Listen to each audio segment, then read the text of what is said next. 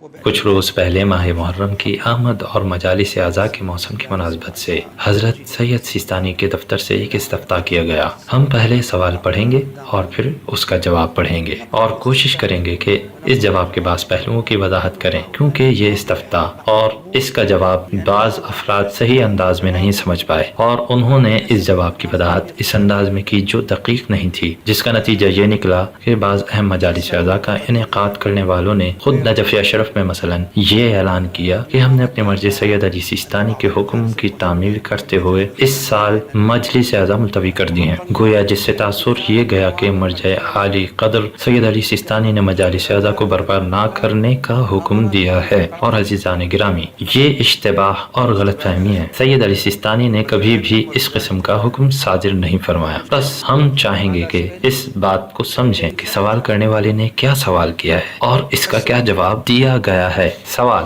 بسم اللہ الرحمن الرحیم، مرجع عالی قدر سید علی حسینی سیستانی، السلام علیکم۔ ماہ محرم الحرام کی آمد اور کربلا کے واقعے کی یاد کو دوبارہ زندہ کرنے کی مناسبت سے، اور دوسری جانب کورونا کی وبا جو تاحال باقی ہے اور ڈاکٹرز کی جانب سے اس وبا سے بچنے کے لیے شدید حفاظتی اقدامات کی تاکید کو مد نظر رکھتے ہوئے، کہ جن میں سے ایک یہ ہے کہ اجتماعات اور کسی جگہ بڑی مقدار میں جمع ہونے سے پرہیز کیا جائے، خاص طور پر بند جگہوں پر اکثر مومنین یہ سوال کر رہے ہیں کہ ان حالات میں انہیں کس طرح مجالس سید الشہداء علیہ الصلوۃ والسلام برپا کرنی چاہیے، جبکہ مومنین اس بات کی شدید رغبت رکھتے ہیں ان مجالس اعزاء کا سلسلہ کسی بھی صورت منقطع نہیں ہونا چاہیے۔ اس مسئلے کو بیان فرما دیجیے، آپ کے انتہائی شکر گزار ہوں گے۔ مومنین نجف اشرف۔ جواب: بسم اللہ الرحمن الرحیم، السلام علی الحسین و علی اولاد الحسین و علی اصحاب الحسین ورحمۃ اللہ وبرکاتہ۔ بہت سے ایسے طریقے اور اسلوب ہیں جن سے امام حسین علیہ السلام کے مصائب پر غم و اندوہ کا اظہار کیا جا سکتا ہے، اور اس المناک مصیبت پر جو در حقیقت اسلام اور مسلمانوں کی دامنگیر ہوئی، رسول اللہ صلی اللہ علیہ وآلہ وسلم اور ان کے اہل بیت علیہ الصلوۃ والسلام سے ہمدردی کا اظہار کیا جا سکتا ہے۔ ان طریقوں میں سے ایک طریقہ یہ ہے کہ جواب ملاحظہ فرمائیں، سوال کرنے والے نے کیا سوال کیا ہے کہ ہم عمومی مجالس اعزاء کا انعقاد کرتے ہیں اور ان مجالس میں افراد کی تعداد زیادہ ہوتی ہے اور مجلس بھی بند جگہ میں منعقد ہوتی ہے، اور دوسری طرف حکومتی اداروں کی جانب سے ایسے اجتماعات کی ممانعت ہے۔ بس ایسی صورتحال میں جواب سید سیستانی کی جانب سے دیا جا رہا ہے۔ اس میں نعم البدل کی طرف اشارہ کیا جا رہا ہے، یعنی فرمانا چاہتے ہیں کہ اگر آپ طبی شرائط جو مطلوب ہیں ان کے مطابق مجالس برپا نہیں کر سکتے تو بہت سے نعم البدل طریقے ہیں۔ ان میں سے پہلا بدیل یہ ہے کہ مومنین کے لیے نفع بخش مجالس کو کثیر تعداد میں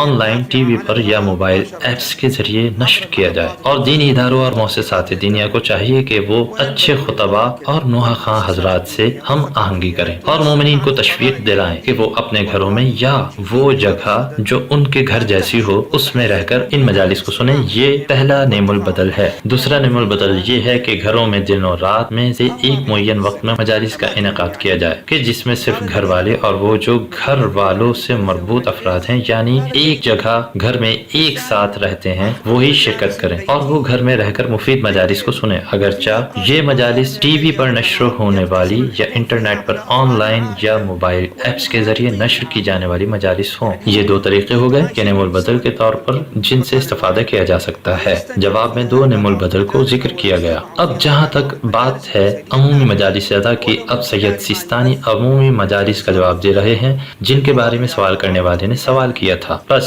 جہاں تک عمومی مجالس کی بات ہے تو ضروری ہے کہ حکومت کی جانب سے طبی تعلیمات SOPs کی مکمل طور پر اور ہر صورت رعایت کی جائے۔ بس کیا سید سیستانی یہ کہہ رہے ہیں کہ مجالس برپا نہ کرو؟ ایسی کوئی بات سید سیستانی نے نہیں کی کہ عمومی مجالس کو برپا نہ کیا جائے، عمومی مجالس سے ہرگز منع نہیں کیا، بلکہ سید سیستانی نے عمومی مجالس کے لیے ایک شرط بیان فرمائی ہے۔ وہ شرط کیا ہے؟ فرماتے ہیں کہ ان عمومی مجالس میں حکومت کی جانب سے طبی تعلیمات SOPs کی مکمل طور پر ہر صورت رعایت کی جائے، کہ ان مجالس میں ایک دوسرے سے سماجی فاصلہ کی رعایت کی جائے، جیسے کہ اس مسجد में लोग फासले से बैठे हैं या मास्क लगाए हुए हैं और तिब्बी मास्क का इस्तेमाल किया जाए। इन तमाम बातों से बचा जाए जो इस वबा के फैलने का सबब बने, और साथ ये कि इन मजालिस में इतने ही मोमिनीन शिरकत करें जितनी मिकदार में हुकूमती इदारों ने इजाज़त दी है। और ये मिकदार मजालिस के मुनक़िद करने की जगह के इख्तलाफ से मुख्तलिफ हो सकती है। मसलन एक जगह जो खुली जगह है वहाँ ये तादाद मुख्तलिफ होगी बनिस्बत उस जगह के जो बंद जगह है, और शहरियों और मुल्कों के एतबार से भी इस तादाद में फ़र्क आ सकता है। हर मजलिस को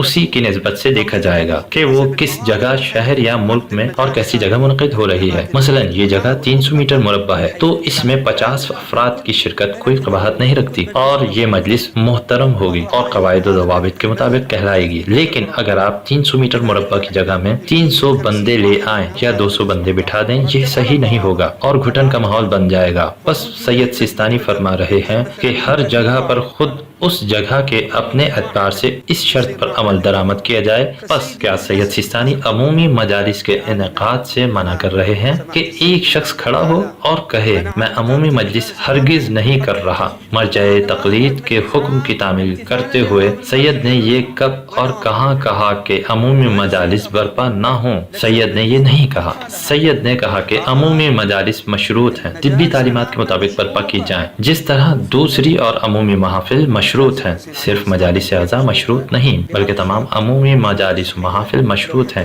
हत्ता अगर आप बाजार जाएं या ऐसी जगह जाएं जहां लोगों की कसीर तादाद मौजूद हो, या मस्जिद जाएं, मसलन इन तमाम जगहों पर यही शराइत हैं। लोगों की जिंदगी चल रही है, हयात मुअत्तल तो नहीं हुई। ये तमाम अमूमी जगह इन्हीं तिब्बी शराइत से मशरूत हैं। बस ये मसला फ़कत मजालिस इमाम हुसैन अलैहिस्सलाम से मुख्तस नहीं है। बस ए बिरादरान दीनी, ए साहिबान मजालिस आज़ा, ए साहिबान मौक़ब, ए अहले नजफ, अल्लाह इन सब की हिफाजत फरमाए। आप इस फतवे को अच्छी तरह पढ़ें और समझें तो समझ जाएंगे कि सैयद अली सिस्तानी, अल्लाह उनका साया हमारे सरों पर बाकी रखे और अल्लाह उनकी हिफाजत फरमाए। सैयद ने किसी भी किस्म की अज़ाए हुसैनी की सरगर्मी से मना नहीं किया, ना अमूमी मजालिस से, ना खुसूसी मजालिस से, बल्कि इन मजालिस के लिए एक शर्त बयान फरमाई है। फरमाया अमूमी मजालिस की शर्त यह है कि तिब्बी तालीमात की रियायत के साथ मुनक़िद की जाए, इससे ज्यादा कुछ नहीं कहा। बस काफी है। हालांकि जवाब तो लानी है, लेकिन मेरी गर्ज ये नहीं कि पूरा जवाब आपको पढ़कर सुनाऊं। मुहिम यह है कि जो शख्स अमूमी मजालिस बर्पा किया करता था, अगर वो इन कवायद व ज़वाबित की पाबंदी नहीं कर सकता तो मजलिस बर्पा ना करे। सैयद सिस्तानी ने फरमाया है कि तिब्बी तालीमात और ज़वाबित के मुताबिक मजालिस बर्पा हो, लेकिन जो मजालिस को मुलतवी कर रहा है वो ये ना कहे कि मैं मजलिस बर्पा नहीं कर रहा क्योंकि सैयद अली सिस्तानी ने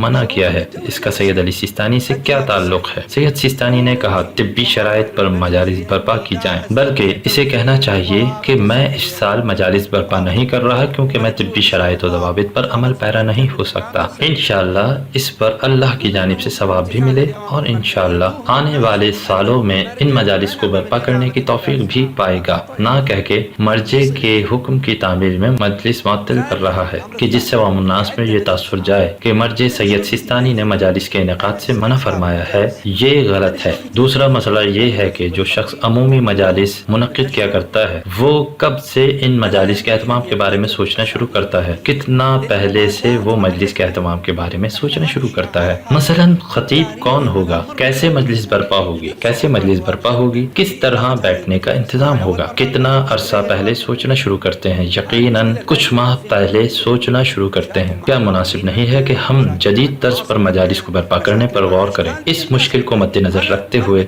हम शिया हैं, हमारा यही हाल रहा है, हमारी तारीख यही रही है। कितनी मुश्किलें हमने झेली हैं इन मजालिस को बर्पा करने में। क्या ये पहली बार है कि हमें मुश्किल का सामना करना पड़ रहा है? 1000-2000 साल से हम मुश्किलों का सामना कर रहे हैं। हमें जालिमों का सामना करना पड़ा, नासबियों का सामना भी हमने किया। ना जाने कितनी मुश्किलें हमने झेली हैं इस मजलिस की बका के लिए, क्योंकि वो लोग नहीं चाहते कि ये मजालिस बर्पा हों, वो चाहते हैं ये मजलिसें खत्म हो जाएं, क्योंकि इन मजालिस का जिंदा रहना यानी अहले बैत अतहार अलैहिमुस्सलातु वस्सलाम के जिक्र का जिंदा रहना है और हकीकी इस्लाम का जिंदा रहना है, और ये हकीकत है। बस ए मजालिस आज़ा के बानी, अल्लाह आपकी हिफाजत फरमाए और आपकी तौफीकात में इजाफा फरमाए। आपको जदीद तर्ज पर मजलिस बर्पा करने के बारे में सोचना चाहिए, जिसके तहत आप ऐसी मजलिस मुनक़िद कर सकें जिसमें तिब्बी ज़वाबित की रिआयत मुमकिन हो। मसलन اگر اس کے پاس کوئی ایسی جگہ نہ ہو جہاں SOPs کے ساتھ مجلس برپا ہو سکے، مثلا امام بارگاہ تو ہے لیکن وہ بند جگہ ہے مثلا، اب کیا کرے؟ تو اسے چاہیے کہ کسی کھلی جگہ، میدان وغیرہ کو کرائے پر لے اور اعلان کرے کہ مومنین کرام، ہماری مجلس اس سال امام بارگاہ میں نہیں بلکہ فلاں کھلی جگہ منعقد ہوگی، کیونکہ ہمارا امام بارگاہ ایک بند جگہ ہے، اس لیے ہم نے مجلس وہاں منتقل کر دی ہے، اور وہاں پر کرسیاں لگائی جائیں فاصلے سے اور منظم انداز میں، وہاں پر مجالس منعقد کرے۔ الحمدللہ موسم کچھ بہتر ہو رہا ہے، رات کے وقت منعقد کرے، حتیٰ اگر دن کے وقت بھی مجالس رکھی جائیں تو لوگ امام حسین علیہ السلام کی محبت میں گرمی کو بھی برداشت کر لیں گے۔ وہاں پر کولر کا انتظام کیا جائے۔ آپ امام حسین علیہ السلام کے خادم ہیں، اور جو حسین علیہ السلام کا خادم ہو اس کے پاس بہت سے نئے طریقے ہوتے ہیں، انہوں نے ہمیں نئی سوچ سکھائی ہے، ہم نے ان سے تمام مشکلوں میں ایک نئی سوچ سیکھی ہے۔ کون تھا جو داعش کے مقابلے میں کھڑا رہا؟ کون تھا جس نے داعش کے خلاف لڑنے والوں کی مدد کی؟ یہی موقف حسینی کے نوجوان تھے۔ اگر نوجوان نہ ہوتے، یہی تھے جنہوں نے اسلحہ اٹھایا، جنہوں نے جنگ کے دوران اشیاء ضروریہ کی ترسیل کی، جنہوں نے زخمیوں کی مدد کی اور شہداء کو ایک جگہ سے دوسری جگہ منتقل کیا، اور نہ جانے کتنے اہم کام پیچھے رہ کر سر انجام دیے۔ یہی تھے جو تمام مشکلوں کے سامنے کھڑے رہے، چاہے وہ غذا کی ترسیل ہو یا کوئی اور اہم کام۔ کون تھا؟ یہی موقف حسینی کے نوجوان تھے۔ بس انہوں نے ہمیں یہ سکھایا ہے۔ بس اے حسین علیہ السلام کی مجلس برپا کرنے والے، اے حسین علیہ السلام کے خادم، نئی طرز فکر کو اپناؤ، نئے انداز سے مجالس کو برپا کرنے کے بارے میں سوچو، مشورہ کرو مومنین کے ساتھ، دوستوں کے ساتھ، عقلاء کے ساتھ کہ کس طرح مجلس برپا ہو سکتی ہے۔ ہم مجلس برپا کریں گے لیکن طبی ضوابط کے ساتھ انشاءاللہ۔ امام حسین علیہ السلام کسی کو مریض ہونے نہیں دیں گے۔ نہیں، یہ صحیح نہیں ہے۔ مرجع تقلید نے کچھ ضوابط ذکر کیے ہیں اور ہم اللہ کی عبادت مرجع کی اقتداء میں کرتے ہیں۔